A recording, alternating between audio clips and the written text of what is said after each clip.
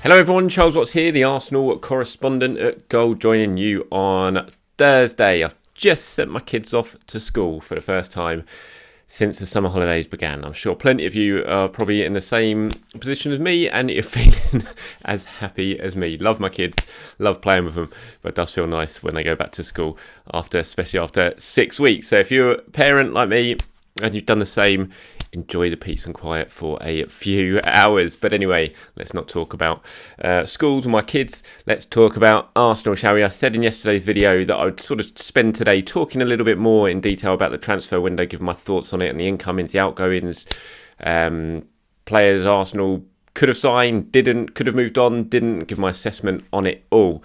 And so that's exactly what I'm going to do, and we'll go cracking straight into it. I mean, look, record-breaking transfer window for Arsenal. Mikel Arteta said before it that it was going to be unprecedented, and he was proved right because they've spent more money than they ever have done in a transfer window before, bringing in 6 new signings, around £145 million before add-ons. It will rise to above that. With add-ons for certain players that they sign could get up to around sort of 160 million if all clauses are met. So massive outlay, especially after, in the middle of a pandemic with Arsenal losing an awful lot of money.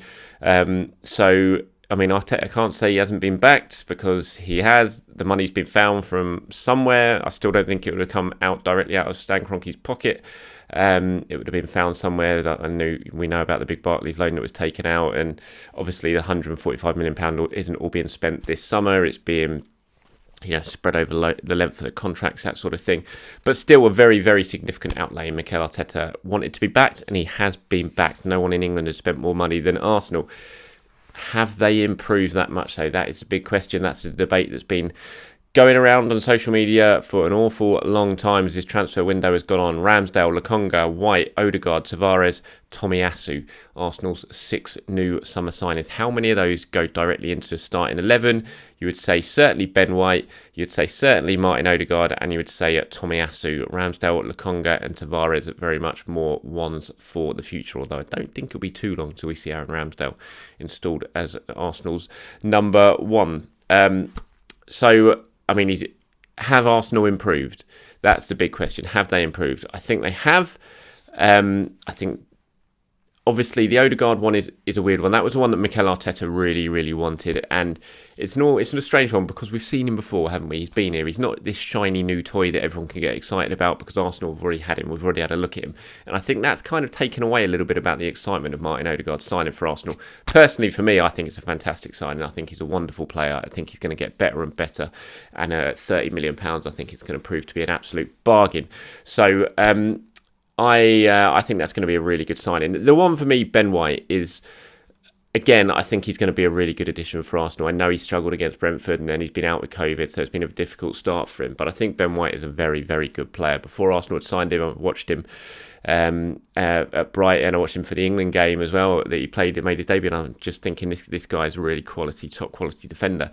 And then Arsenal went and signed him. I was really happy about it. The thing is the price tag. Did Arsenal really need to go and spend £50 million this summer on Ben White when that money could have gone elsewhere, potentially to bringing in a new striker, potentially to bringing in even more creativity, a Husimawa type player who was available throughout the summer that no one decided to go for. So that's a big bone of contention. I can understand why a lot of you are a little bit disappointed by that one. Not the fact that Ben White is signed, because I think we all agree he's going to be a decent player and he's a good addition to Arsenal. It's more so the price tag. Was he really worth £50 million? That's the big question.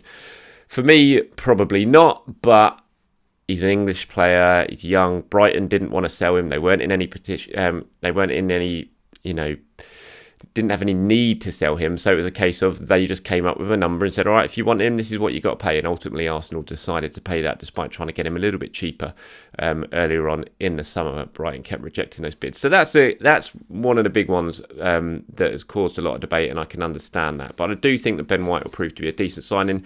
Tomiyasu, look, I can't say if he's going to improve Arsenal or not because I just haven't seen enough of him. As I said in yesterday's video, people that I've spoken to who have watched him a lot in Italy think he's a very, very good defender, and it will prove to be a good signing for Arsenal, that the price tag is a decent price tag for a player of his relative youth and for his quality as well and his potential. So hopefully, fingers crossed, that turns out to be a smart signing for Arsenal, because you're never quite sure when players are sort of rushed through on deadline day. It's like, is that a bit of a panic buy, or is he going to be a good signing? We'll have to wait and see. But fingers crossed. I don't think Arsenal can get much worse when it comes to right back situation at the moment, because they're throwing things around each week. Arteta's going from one player to the other each week. It's no good for anyone. So hopefully, if you sort of settle on Tomiyasu, let him bed in there, then it's going to improve Arsenal at the right side of defence, and they certainly need that. Tavares, we've seen enough of, only £8 million, bought for potential, bought as backup for I was going to say Kieran Gibbs and Kieran Tierney. And you would hope he's going to be proved to be a decent, smart bit of business. Lokonga, I certainly like the look of at the moment. He's been thrown right into the deep end in the Premier League, and I think he's looked pretty decent. We're going to see quite a bit of him after the international break with Xhaka suspended. I think Lokonga and Thomas Partey, central midfield, could be quite an exciting partnership. So intrigued to see how that goes over the 3 games, providing Arteta goes with Lokonga and doesn't stick Mohamed El Neni in. And then Aaron Ramsdale, we're just going to have to wait and see. Again, a lot of people looking at that price tag saying, why on earth, when you could have spent more money, certainly improving the central midfield, or again, a striker, why have you spent 24 million on a backup goalkeeper, 24 million rising potentially to 30 million? Again, I can absolutely understand that one. It's that's the biggest question mark for me. We don't, Ramsdale's had a difficult couple of years, although he's performed pretty well, but 2 relegations in a row.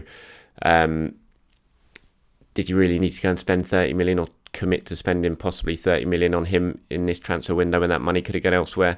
That's a big one for me as well. So I think those are the 2 big question marks. Ben White, the money spent, and Aaron Ramsdale, the money spent on those 2 positions. Could this summer that money have been spent elsewhere to improve the team right now? And that's a big one. I heard Gary Neville talking yesterday. I thought it was quite interesting. He had a bit of a go on Sky Sports. The clip went viral across the internet. And I had to absolutely disagree with him, because he said, Arsenal, you don't know what the strategy is. It seems again from one thing to the other. But I think of all the things this summer, the one thing that was clear was that Arsenal did have a strategy. You look at the signings, no one over 23, everyone aged between 21 and 23. There was a very clear strategy of what Arsenal wanted to do this summer, and they did it. And we've heard about it. Mikel's spoken about it. Vinay Venkatesham, in the letter that he sent around to staff that Simon Collins at the Standard printed yesterday that he got hold of, he talked about it as well. So there is a clear strategy for Arsenal. It's just a case of, is it going to work? And that's a big question mark for me. I haven't gone into this summer. I don't look back on this summer now and think, what were Arsenal trying to do? It's pretty clear what they were trying to do. It's just whether it's going to actually work out and going to improve the team right now. And after 2 8th place finishes in a row, you want the team improved right now. You don't want to have another season like that. The fact that we've started with 3 back-to-back defeats in the Premier League doesn't bode well. And then you're signing players for a record outlay of 145 million or so, based mainly on potential. Is that the smart move? But then, how else are Arsenal going to close the gap at the moment? That's what they'll probably be thinking, look, this is a long-term project. We've spoken about that. That's why we are signing these players. So one thing this transfer window has done is ramp up the pressure for me on Mikel Arteta and Edu. As I said, Mikel Arteta wanted to be backed. He has been backed. Edu has had another whole summer transfer window. These are the players he signed. He struggled with outgoings, which I'm going to get to in a minute in terms of bringing money into the club. This work that's been done this summer, it needs to work out for both of those, because if it doesn't, then the pressure is going to be on both. We know Mikel is all going to be about results on the pitch very, very quickly. If he doesn't get them, then the axe is going to be hovering right above his head. But I also think the same situation could well be around Edu. Now, there's going to be a lot of eyes on Edu and the work that he has been doing, and has it improved the squad or not. So this is a big it's been a big transfer window for the pair of them. And what happens now on the pitch over the next few weeks and months, I think is going to be equally as big as well in terms of their long-term prospects at the club. Okay, so outgoings, let's go through some of these. Luiz and Mustafi released, Mavropanos loan, Torreira loan, Guendouzi loan, Saliba loan, Willian released, Nelson loan, Runarsson loan, Bellerin loan, Willock £25 million. So I said one word an awful lot of times there, didn't I? Loan. Loan FC, as Arsenal have been called. Disclaimer at the start, yes, it's been a difficult window for selling clubs. Arsenal are not the only people who have had that issue when it comes to trying to get money out of people, because money's not been swilling around apart from a few clubs, really, unless you're Chelsea, who have sold magnificently, as they always do. And you look at that and you think, that's a little bit of a shame. In terms of Guendouzi and Mavropanos, they're loans with what will be obligations to buy, even though they're just gone down as options. They are obligations.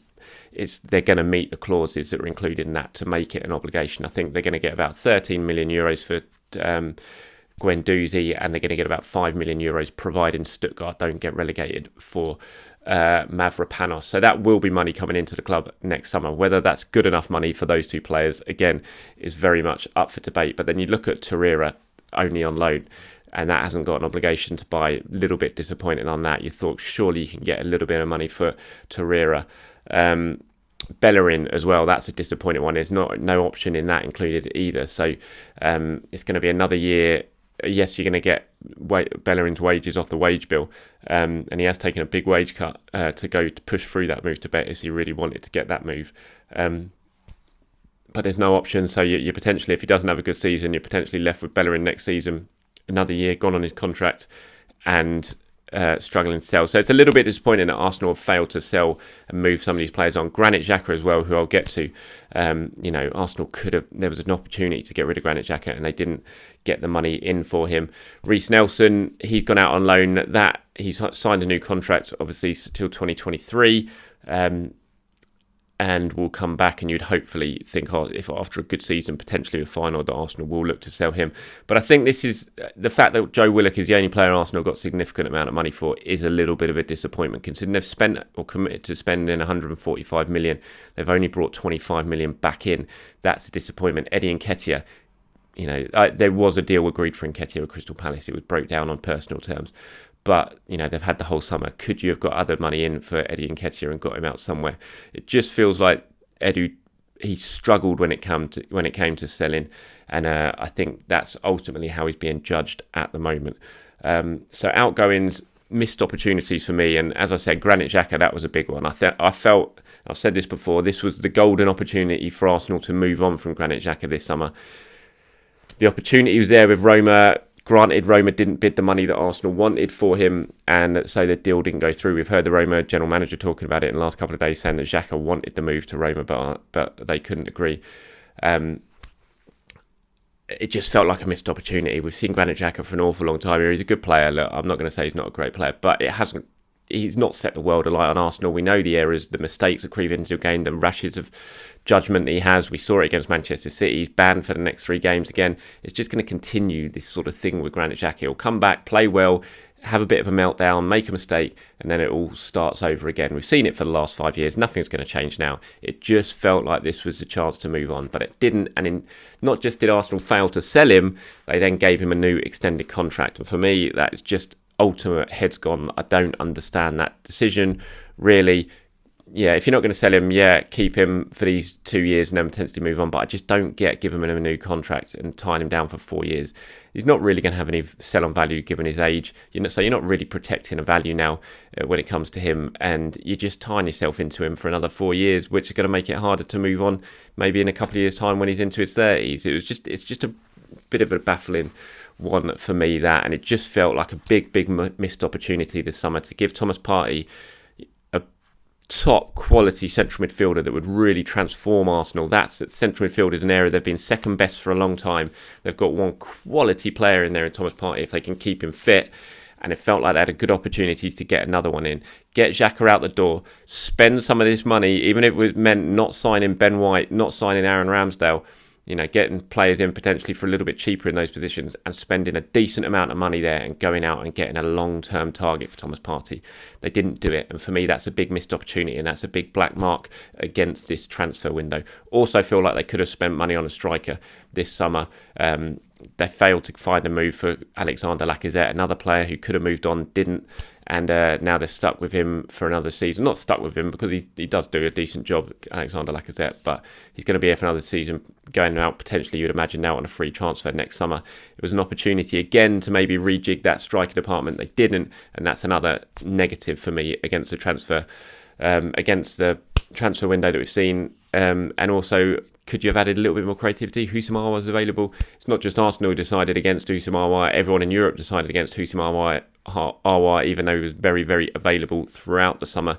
that probably tells you something. It wasn't just Arsenal. There's been a few clubs that have been in this situation with him, and for one reason or another, they've decided not to make the move. So overall, my assessment of this transfer window, I feel like Arsenal have done some good business. I feel like they've certainly backed Mikel Arteta, so you can't have a go at them for that when it comes to money. But I still feel there's plenty of missed opportunities there. And I think even though they've spent all these huge amounts of money, it's not really a window you can judge. You'll be able to judge properly for a couple of years because we just don't know how good these players are going to be. So there's major question marks over it for me. So I can't give it more than the C. If I'm giving it a grade, I can't give it more than the C because I just don't know how it's going to pan out. And so I don't see how you can give it an A or a B or anything like that because there's just still so many question marks over it. And I think that has to be seen as a little bit of a negative as well because you spent all this money and you don't know. But this is a route Arsenal have decided to go down, and this is a route that ultimately Mikel Arteta and Edu are going to live or die with when it comes to results because this is the plan, this is the strategy. They've done it. They've got a lot of players out that they wanted to get out. They've brought a lot of players in that they wanted to get in, and now we've got to see results. And so big pressure on those two now after this summer. Right, finally, before I go, I just thought I'd look ahead and try and get what I think now is probably Mikel Arteta's best team, or the team that he will look to play when everyone is fit and everyone is available after the international break. So this is what I think Arsenal's, if you pin me down now and said name your strongest Arsenal 11, or the Arsenal 11 that Mikel Arteta believes is his strongest, this is what I think it will be. Leno in goal, Tomiyasu right back, White and Gabriel centre backs, Kieran Tierney left back, central midfield of Granit Xhaka and Thomas Partey, and then a front four of Bukayo Saka on the right, Martin Odegaard number 10, Emil Smith-Rowe on the left, and Pierre-Emerick Aubameyang up front. So that is my 11 that I think Mikel Arteta will look at now when everyone is fit and available, and that's the one that he will believe is his strongest starting 11. Thanks for watching, everyone. Do appreciate your time. As always, have a very good day. I'll speak to you soon.